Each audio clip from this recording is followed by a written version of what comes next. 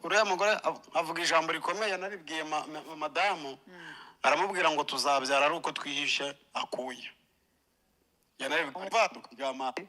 kandi yakuye muri kiriya cyumba, yakuye hari ahantu iyi myuka kugira ngo imuveho.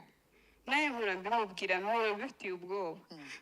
Niba tuzasengera he simbizi, nimba tuzasengana n'umushumba umeze gute akayimukuraho, nimba azakuramo imyenda akiyuhagira, ntabyo nzi pe. Twari ahantu mu rugo twe twagiye gusenga, umuhanuzi yamukarabije amazi yogeshejwe imirambo. Mana tugirire neza, kuvuga ngo umuhanuzi yakarabije amazi abantu cyangwa se abakristo amazi yogeshejwe imirambo. Icyo ngicyo ukicyumva uhita wumva ko ari ikintu giteye ubwoba, uhita wumva ko ari ikintu gikomeye, kandi koko wakireba wakitegereza ukogesha abantu amazi y'imirambo. Imana y'amahoro itugirire neza. Uyu nguyu hanyuma azana amazi yari ari mu icupa ngiri ry'amazi, ayakarabya abahanuzi twese umuntu kudukuraho imigwasha, abonzi n'abo nazi. Hari abari mubone ikiganiro bagahita bibuka ko ayo mazi yadukarabije, bakarabya amazi y'imirambo, batangira noneho bakihumanura.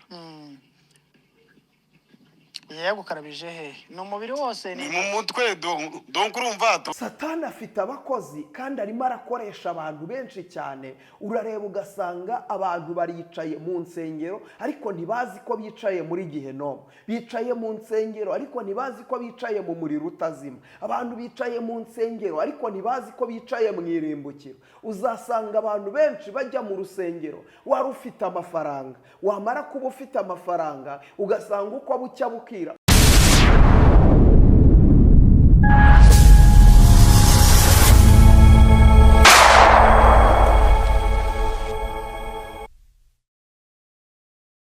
Yesu ashimwe, ndagusuhuje nkwifurije amahoro y'Imana.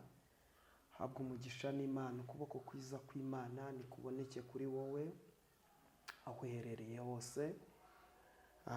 Turagarutse ni wa mwanya w'ikiganiro uko mbibona, kandi uku ni ukuri kw'ijambo ry'Imana. Iyo tuganira ibi ngibi ni Prophet Emma muganira, nzi neza ko ijambo ry'Imana ryo ni rizima, ijambo ry'Imana ryo rirakiranuka. Ntabwo turi kure y'umurongo, nta nubwo twatanye umurongo, ahubwo tuba tugira ngo tuganire. Umuririmbyi yize umwuka araririmba aravuga ngo kubana kwabo kwiza barahugurana. Imana y'amahoro itugirire neza. Kubana kwabo kwiza barahugurana, Imana itugirire neza. Rero birakwiriye yuko iki gihe turimo ntabwo ari igihe cyo gukinishwa, ntabwo ari igihe cyo kwibaza ngo mbese bizagenda gute, ngo mbese ibingibi birimo biraba. Ni igihe intwari zananiwe, hasigaye intwarane, hasigaye ba bantu bamaramaje gukorera umwami Imana, kandi bakamaramaza uyu mwami Imana batamukurikirishijwe n'ikindi, ahubwo umukurikiye kubwo kugira ngo ubugingo bwawe uburokore bube buzima, kuko ibyanduza isi byo n'ibyanduza imitima y'abantu byo ni byinshi. Umugenzi mu rugendo ahura n'ibintu byinshi, umugenzi mu rugendo ntabura kunanirwa, umugenzi mu rugendo ntabura imitego, kuko imitego y'umwanzi Shetani yo aba ari myinshi, ariko ukunda Imana ni umenywa nayo. Rero turaganira kugira ngo imitima ya benshi ikanguke, turebe ese bimeze gute. Imana y'amahoro itugirire neza. Uyu munsi tugiye kuganira. Mbere ya byose turabanza tuganire ku kiganiro, navuga ngo tuzajya tuganira ku kuri kw'ibihari, noneho tunarebe se ijambo ry'Imana ryo ribivugaho iki. Ese uko mbibona nawe ufite uko ubibona, n'undi afite uko abibona, n'undi afite uko abyumva, ariko kuba twaganira byadufasha kandi byatugirira umumaro. Imana y'amahoro itugirire neza. Izina ry'Uwiteka nirishimwe. Izina ry'Uwiteka nirishimwe. Reka turebe, dutangire dutya. imana y'amahoro itugirire neza. Dutangire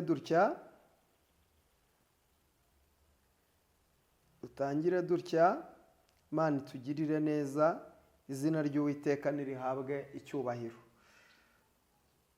Izina ry'Uwiteka nirihabwe icyubahiro. Narababwiye ngo ibigenda biba ni ugutwikururwa kw'abiyita yuko bakorera Imana.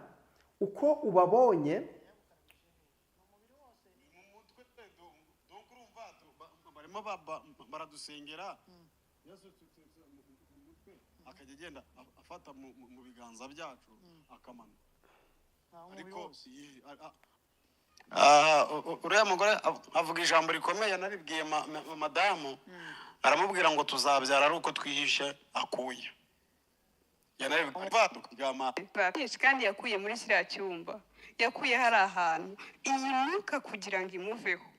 Nawe mpora mbimubwira, mpora bifitiye ubwoba.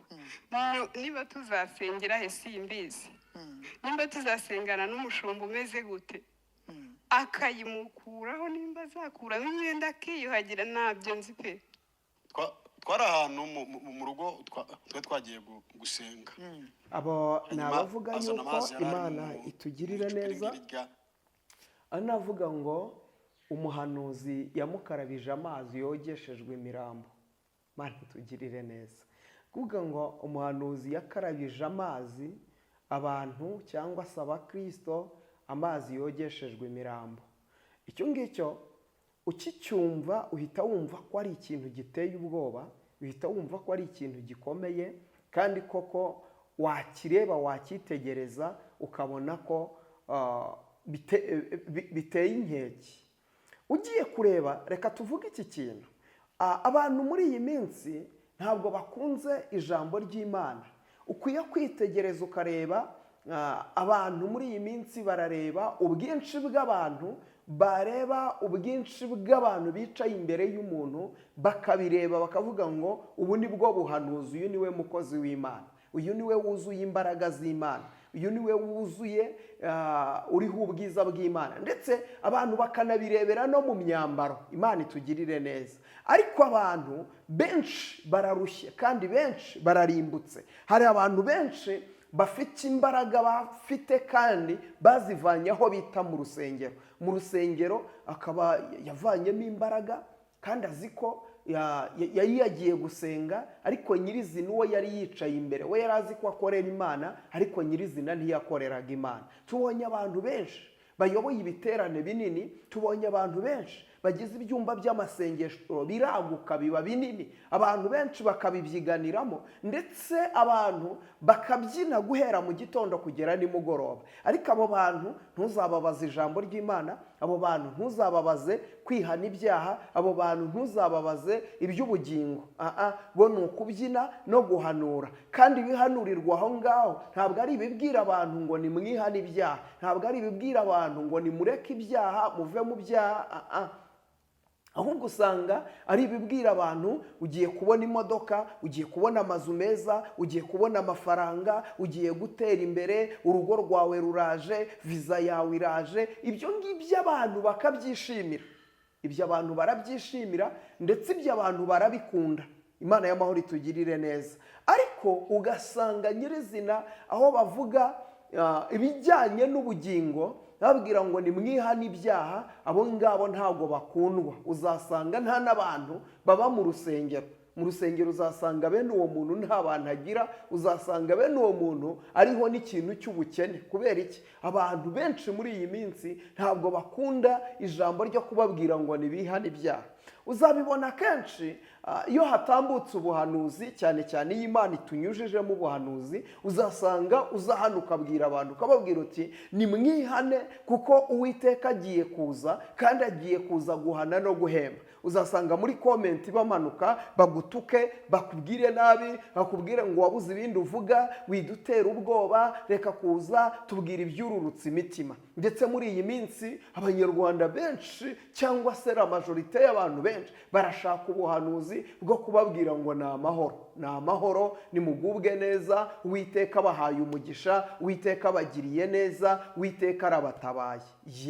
Nibyo umugisha Imana yarawubahaye, kandi abanyarwanda dufite umugisha, Imana ishimwe, ibyo twakanabyishimiye twakanabinezerewe. Ariko ndagira ngo nkubwire, Satani nawe ntiyicaye kandi yazanywe no kwica no kwiba no kurimbura. Rero icyo nari ndimo mvugaga kuri uyu muhanuzi, avuga ngo yoza abantu amazi y'imirambo. Imana itugirire neza. Uyu nguyu ni umwe mu bo basenganye, avuga ku muhanuzi witwa Grace, avuga ko yogesha abantu amazi y'imirambo. Imana y'amahoro itugirire neza. Uyu nguyu hanyuma azana amazi yari ari mu icupa ngiri ry'amazi, ayakarabya abahanuzi twese ngo kudukuraho imigwasha, abonzi n'abo nazi. Hari abari mubona ikiganiro bagahita bibuka ko ayo mazi yadukarabisha, bakarabya amazi y'imirambo, batangira noneho bakihumanura. yagukarabije he? Ni umubiri wose? Ni mu mutwe. Donc urumva barimo baradusengera, yasutse mu mutwe akajya agenda afata mu biganza byacu akamanura. Ariko uriya mugore avuga ijambo rikomeye, naribwiye madamu, aramubwira ngo tuzabyara ari uko twihishe akuya. Yanabibwiye madamu, dore nguyu yaramubwiye ngo tuzabyara ari uko twihishe akuya. Imana y'amahoro itugirire neza. Ibi ngibi ni ibiri kuba by'abarisubiranagamo, bari bafite abantu benshi babicara imbere, ndetse bigaragara yuko banakunzwe cyane. Yatangiye avuga yuko hari imiti yo mu bapfumu bakoreragaho, ndetse hari n'amabuye bakoreshaga. Ibyo nibyo yatangiye yivugira nkawe. Urabona ko agaruye indi episode ivuga yuko ibyo ngibyo bijya kuba nk'abahanuzi bose bakarabijwe amazi yogeshejwe imirambo. Imana y'amahoro itugirire neza. Iyi si irimo abantu benshi barimo barabireba, ugatese ibi bintu birashoboka cyane, ni ibintu bishoboka. Ndetse iyo ugiye kureba wenda n'uyu nguyu uvuzwe, cyangwa se n'uyu nguyu ubashije kuba avuga ati reka mbivuge, Imana y'amahoro itugirire neza, wenda bamwe barabireba nko gusebanya, bamwe barabireba nk'ibitukisha umurimo w'Imana, ariko ni Imana yibereye mu kazi kugira ngo irokore abayo.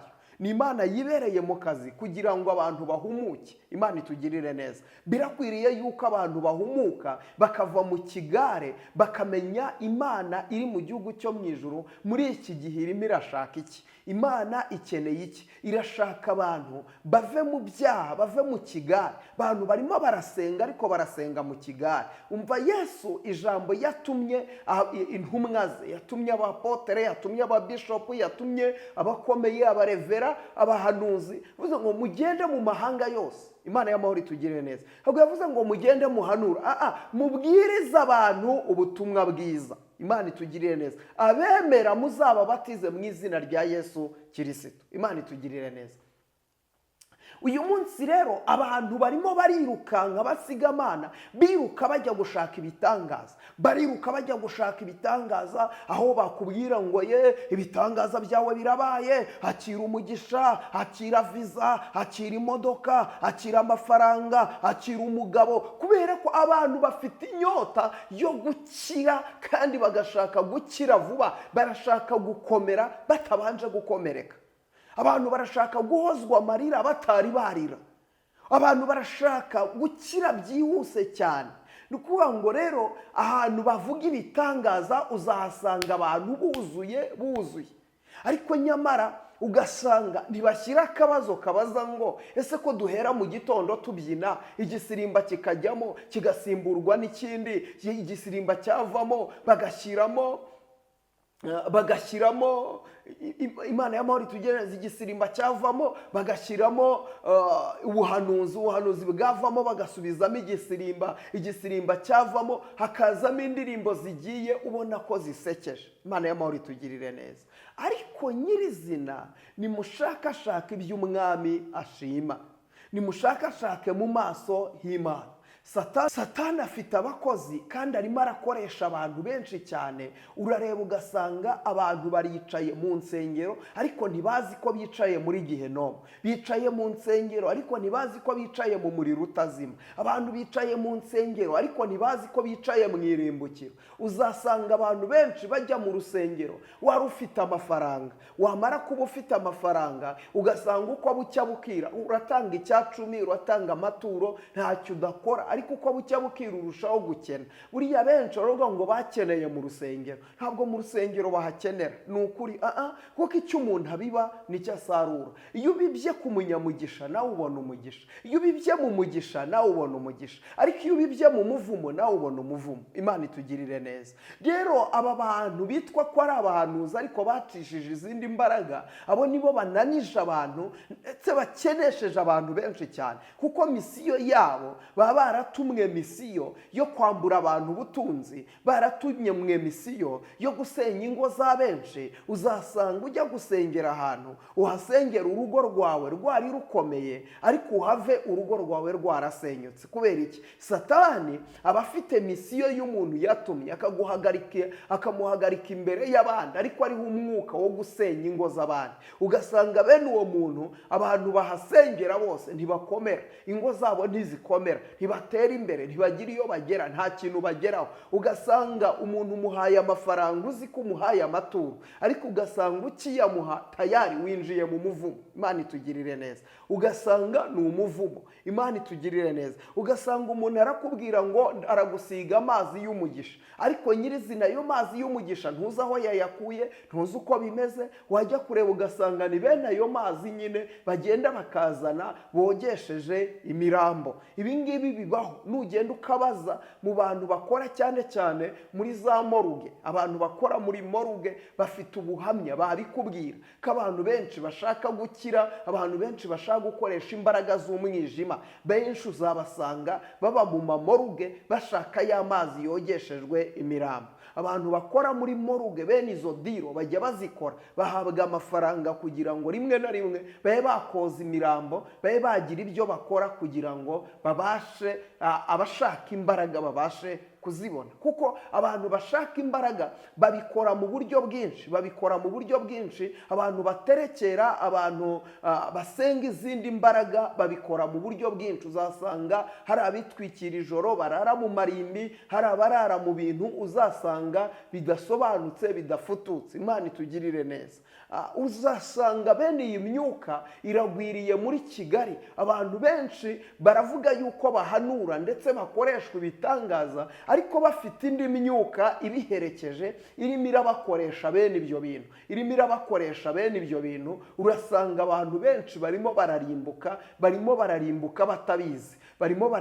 batabizi. Urasanga umuntu ajya mu rusengero azi ko yicaye mu rusengero nyirizina, ariko nyirizina yicaye mu kuzimu atabizi. Ugasanga abantu bazi ko bari gusenga, ariko nyirizina barimo bihuriye na Satani batabizi. Imana itugirire neza. Aho ngaho niho uzasanga abantu benshi bayoboka inzira aho ngaho muri ibyo byumba by'amasengesho cyangwa se muri izo nsengero. Ugasanga ntabwo bafite indangagaciro zo kujya mu bwami bw'Imana. Indangagaciro zo kujya mu bwami bw'Imana ni iki? Ni ukumenya ijambo ry'Imana rigatura muri wowe. Ijambo ry'Imana ukaba uryibitseho, ijambo ry'Imana ukaba uri naryo, ukaba mu mutima wawe waragundiriye ijambo ry'Imana. Dawidi yabivuze neza, aravuga ngo nabitse ijambo ryawe mu mutima wanjye kugira ngo ntazagucumuraho. Imana y'amahoro itugirire neza. Rero ugiye kwitegereza si uyu Garase gusa,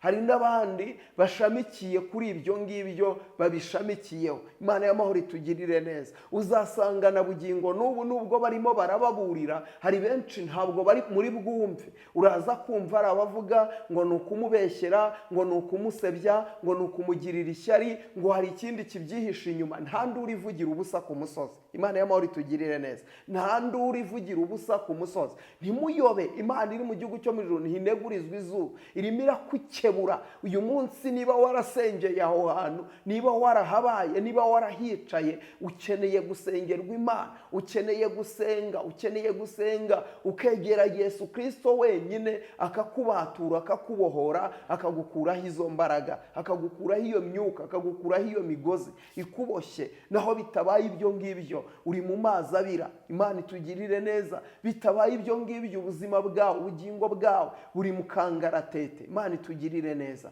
Rero nimushakashaka iby'Umwami ashima. Ibi bintu by'abantu bihaye byo kudakizwa, ibi bintu byo kudashaka gukiranuka, ibi bintu byo gushaka ngo agakiza ngo k'agasirimu bituma abantu bambara uko bashaka. Bukeye umuntu akambara ubusa akajya ku ruhimbi, umuntu akiyambika ibintu bidasobanutse akajya ku ruhimbi, umuntu ugasanga ni umuvugabutumwa ariko nta ndangagaciro na nkeya z'umuvugabutumwa, nta ndangagaciro na nkeya z'umwana w'Imana. Mu mivugire urasanga imvugo z'inyamirambo barazizanye mu rusengero. Imana itugirire neza. Urasanga imvugo zo mu Biryogo barazizanye mu rusengero. Ugasanga umuntu arigisha arashyiramo sirenge zo mu Biryogo. Ibyo ngibyo mukabikomera amashyi, ibyo mukabikomera amashyi mukumva ntacyo bitwaye. Umuntu kumva arakubwiye ngo pfukama bagusengere wakinuwe, ibyo mukabikomera amashyi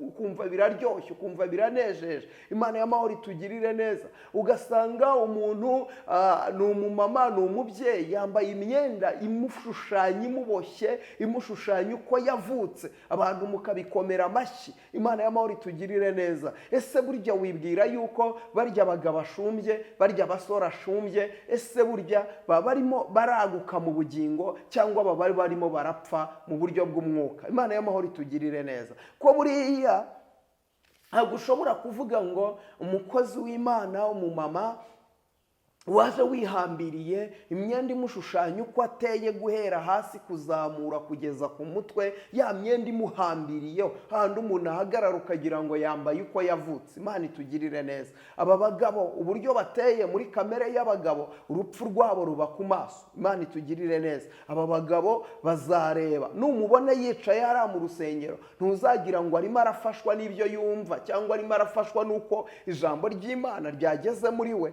ahubwo arimo arafashwa n'ibyo areba.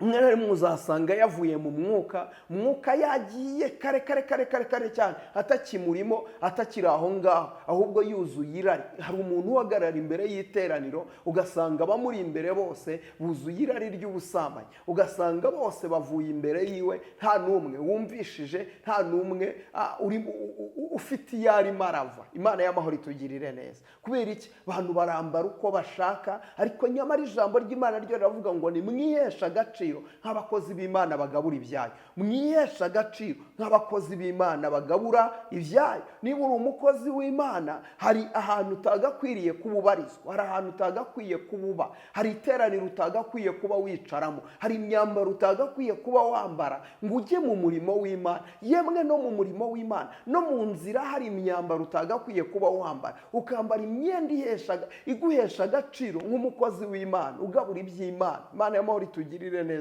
Bera ko abushumbye harimo abakomeye n'abadakomeye, harimo abakuze n'abadakuze, kuko mu rusengero habamo abana, abakivuka, abiga gukambakamba, abaramizwa amata, abamaze kwigira hejuru, ushobora kuba wenda wamuha ibinombya akabirya, abamaze kwigira hejuru ushobora kuba wamuha ikijumba. Ibyo ndavuga n'ibyo mu buryo bw'umwuka. Hakaba n'abakomeye ushobora kumubwira uti akiri gufa, rwana naryo, akarwana naryo kuko yarakomeye. Imana itugirire neza. Rero mwabashumba mwe, cyane cyane mvuge ku bamama, ni mwambare nk'uko bikwiriye, mwambare nk'uko bikwiriye. Ikindi, nimubyinira Imana muri mu rusengero, mureke ubwibone, mureke ubwibone. Nimubyinira Imana, mureke ubwibone. Mubyinira Imana iri mu gihugu cyo mu ijuru. Imana y'amahoro itugirire neza. Mubyinira Imana iri mu gihugu cyo mu ijuru, atari za mbyino zo kugira ngo mugaragaze uko muteye, ugaragaze ko ufite ikibuno, bikurura abicaye aho ngaho, bikurura abagabo bari aho, aho ni benshi barozwe, ni benshi bapfuye, ni ingo nyinshi zasenyutse kandi zisenywe bitwa ko ari abakozi b'Imana. kandi abo bagabo bakuruwe n'iki? Bakuruwe n'uko mwaje mwambaye, uko mwaje mwambaye, uko mwabyinnye mutera ibibuno hejuru, mbega ibyo byarabakuruye. Ibyo ngibyo byica umurimo w'Imana, byica ubutumwa ndetse byica ubuhamya. Imana y'amahoro itugirire neza. Ariko ndagira ngo nkubwire, ni mushakashaka iby'umwami ashima, mushakashaka iby'umwami ashima, mushakashake mu maso h'Imana. Imana itugirire neza. Mwabagabo mwe kandi namwe nimugende mugire ingeso nziza z'abakristo, z'abana b'Imana. Uyu munsi abapasiteri, abashumba, bavuga butumwa, uyu munsi uvuga gute ko ugiye gusengera umuntu, ugiye kumusengera, ugiye kumushyira imbere y'Imana, ugiye kumwingingira Imana, ariko uramuhamagaye ngo nagusanga muri hoteli ahantu runaka ngo ariho musengera Imana, ngo nagusanga muri roge ahantu runaka bariho musengera Imana. Umva nkubwira, uri murica ubutumwa bwiza, uri murica ubutumwa bwiza, uri intumwa ya shitani, uri umukozi wa shitani. Ibi ngibi ndabibabwira, nta soni mfite, nta bwoba mfite. Igihe kirageze kugira ngo abantu bahumuke, imwambaro upfutse abantu ku maso baveho. Numara kubavaho murebe kure, ese koko mwasenze uko bikwiriye? Uyu munsi muri mu bibazo, ariko se uracyari wa wundi kumwe wahamagawe niko ukiri? Ko wahamagawe uko nguko umeze atari kumeze? Ko wahamagawe uri umukiranutsi? Ko wahamagawe uri umwana w'Imana? Ko wahamagawe wicisha bugufi? Ko wahamagawe ugira ingeso nziza z'abakozi b'Imana? Ko wahamagawe usenga? Ko wahamagawe wanga icyaha n'igisa nacyo? Ko twahamagawe twicara mu cyumba cy'amasengesho tukihana? Ko twahamagawe tujya gusenga mu mibyizi, amasengesho yo mu mibyizi tukayajyamo ntawe wariye, twese twiyirije? Uyu munsi wa none kwiyiriza bibaye icyaha gute? Kwiyiriza bibaye ikibazo gute? Imana y'amahoro itugirire neza. Kwiyiriza bibaye ikibazo gute? Imana itugirire neza. Gusoma ijambo ry'Imana bibaye ikibazo gute? Tugeze mu isi umuntu asigaye ajya gusenga, aho gutwara Bibiliya mu ntoki bikamutera ipfunwe, akagura akamverope agashyiramo Bibiliya akagenda yitwaye. Ijambo ry'Imana ryaravuga ngo nimutinya kumpamiriza mu maso y'abantu benshi, nanjye sinzabahamiriza imbere ya Data n'imbere y'abamarayika bera. Imana y'amahoro itugirire neza. Ese ni gute twisanze aha hantu? Ni gute twisanze ahantu? Ni gute twisanze muri ubu buzima? Ni gute twisanze? Imana y'amahoro itugirire neza. Ni gute twisanze hano hantu? Ni gute twisanze muri uku kuzimu kumeze gutya?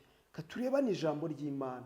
Ariko Imana y'amahoro itugirire neza, sibyo? Hano havuze ngo ni Yeremiya ibice 13, duhere ku murongo wa 8. Haravuze ngo maze ijambo ry'Uwiteka rinzaho riti, Uwiteka avuze atya ati, uko niko nzangiza ubwibone bwa Yuda n'ubwibone bwo kwishongora bw'i Yerusalemu. Uko niko nzangiza ubwibone bwa Yuda n'ubwibone bwo kwishongora. Abitwa ko ari abakozi b'Imana bafite ikintu bita ubwibone, bafite ikintu cyitwa kwishongora. Abantu bitwa ko bakijijwe, ariko ugasanga umuntu afite ubwibone, umuntu afite kwishongora, muri we ntafite guca bugufi, muri we ntafite kubaha bene se. Ariko Uwiteka aravuze ngo niko nzangiza. Imana imanuwe no kwangiza abibone bose n'abishongora bose.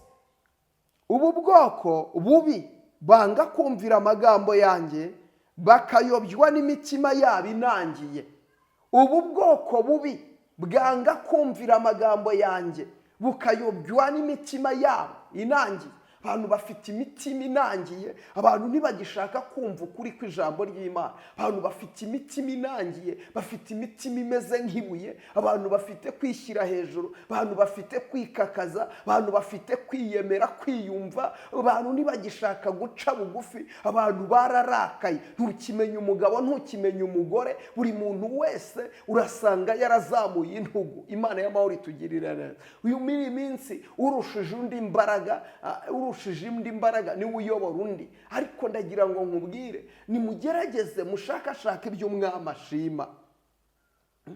Ngo ubu bwoko bubi banga kumvira amagambo yanjye bakayobywa n'imitima yabo inangiye, bikurikirira izindi mana bakazikorera kandi bakazisenga, bazamera nk'uwo mushumi utakigira icyo umara. Bikurikiriye izindi mana, bitwa ko bakorera Imana yaremye ijuru n'isi, ariko barabeshya. Bikurikiriye izindi mana.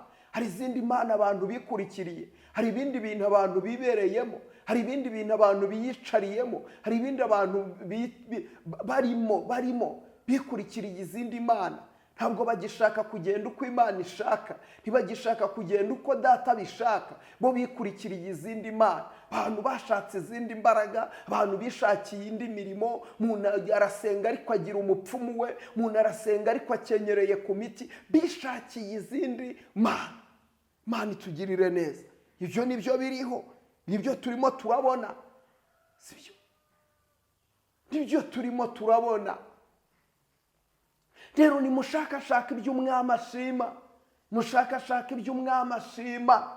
Imana itugirire neza. Bikurikirira izindi mana bakazikorera kandi bakazisenga, bazamera nk'uwo mushumi utakigira icyo umaze. Erega nk'uko umushumi ufata mu rukenyerero rw'umuntu, nikomejeho inzu ya Isirayeli yose n'inzu ya Yuda yose, niko Uwiteka avuga, kugira ngo bambere ubwoko n'izina n'ishimwe n'icyubahiro. Ariko ntibarakabyumva. Nuko uzababwirira ijambo uti, uku niko Uwiteka Imana ya Isirayeli ivuga iti, igicuma cyose kizuzuzwa vino. Nabo bazakubwira bati, mbese tuyobewe ko igicuma cyose cyuzuzwa vino? Nawe uzabasubiza uti, uku niko Uwiteka avuga ati, dore abatuye muri iki gihugu bose, ndetse n'abami bicaye ku ntebe ya Dawidi n'abatambyi n'abahanuzi n'abatuye i Yerusalemu, bose ngiye kubuzuzamo isindwe. Imana y'amahoro itugirire neza. Bose ngiye kubuzuzamo isindwe. Umva ikindi, kandi nzabatera kuvunagurana, ndetse abana na ba se. Niko Uwiteka avuga, sinzababarira, sinzagira abo ndeka, sinzabagirira imbabazi zambuza kubarimbura. Imana y'amahoro itugirire neza. Sinzabagirira imbabazi zambuza kubarimbura. Imana itugirire neza. Nimwemera mukumvira, muzarya ibyiza byo mu gihugu. Yesu aracyicaye ku ntebe y'imbabazi, aracyicaye ku ntebe yiwe, ateze amaboko. Wowe uyu munsi wari waraguye, wumva gusenga kandi uri umunyabyaha ukumva nta kintu bitwaye, garukiraho, ihane, uze ku rufatiro. Imana itugirire neza. Yesu ateze amaboko, akeneye abantu baza bamusanga kugira ngo abagirire ibambe. Akeneye abamama bamusanga kugira ngo abagirire ibambe. Akeneye abakobwa bamusanga abagirire ibambe. Akeneye abasore bamusanga abagirire ibambe. Akeneye abagabo bamusanga kugira ngo abagirire ibambe. Umva nkubwire wa mushumba we, garukira Uwiteka. Uyu munsi wa none birashoboka yuko aho wicaye cyangwa se aho ngaho uri, Imana y'amahoro itugirire neza, aho ngaho uri birashoboka ko urusengero rwarafunzwe, birashoboka yuko uracyaraho, urusengero rwarafunzwe, ibintu urabona nta kuntu bimeze. Ariko ndagira ngo mvugane nawe, shakashaka n'Imana umwete. Nushakashaka n'Imana umwete, nayo izakugirira neza. Nushakashaka n'Imana umwete, nayo izagutabara. Kuko ni Imana yumva gusenga, ni Imana itabura uko igenza abantu bayiringiye. Ariko ndagira ngo nkubwire ngo Yesu ateze amaboko. Tugeze ku mugoroba w'isi, Yesu arimo arashungura, aramagara ngo yemwe abarushye n'abaremerewe mwese, nimuze mumusange araruhura, nimuze mumusange aratabara. Kandi musenga n'Imana ukuri kwanyu kose. Mureke uburyarya, mureke ubwibone, mureke ishyari, mureke gusebanya, mureke kugambana, mureke ibintu by'igomwa, mureke inzangano, ucishwe bugufi. Mbega buri umwe wese yige kubaha mwene se, kandi wige gukunda mwene so. Imana y'amahoro itugirire neza. Nicyo kizagaragaza ko ufite Imana. Ariko ibi byose mubona byo gucagagurana ko abiyita abakozi b'Imana, ni Imana. Ibi byose birimo birakorwa n'urutoki rw'Imana. kubera iki? Ni igihe cyo kugira ngo Imana ibateze imivurungano, kuvunagurana abana na base. Mbega iki ni cyo gihe cy'abantu batumviye Imana kugira ngo bajye ku karubanda. Imana y'amahoro itugirire neza. Rero uko bucya bukira, inkende uko muyibona irushaho kurira igera mu bushorishori, niko murushaho kubona ubwambure bwayo. Ibyo mubona ni bikeya, ibindi biracyaza. Rero nimushakashakana Imana umwete, ibindi muzabyongererwa. Imana y'amahoro ibagirire neza. Reka dusenga Imana.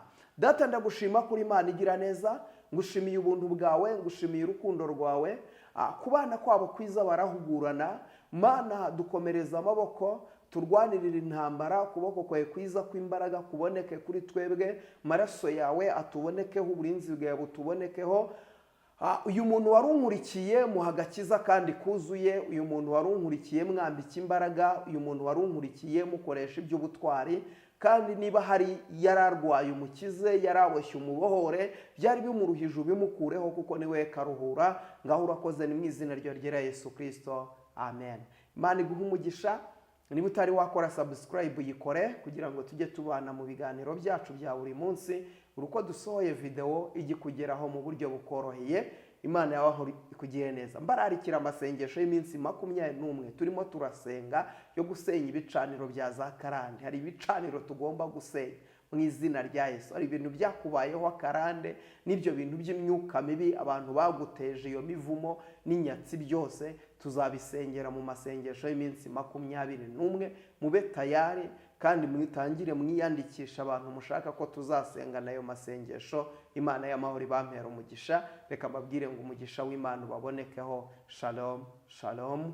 Ntiwibagirwe gukora subscribe, ntiwibagirwe gukora share, ntiwibagirwe gushyiraho comment yawe.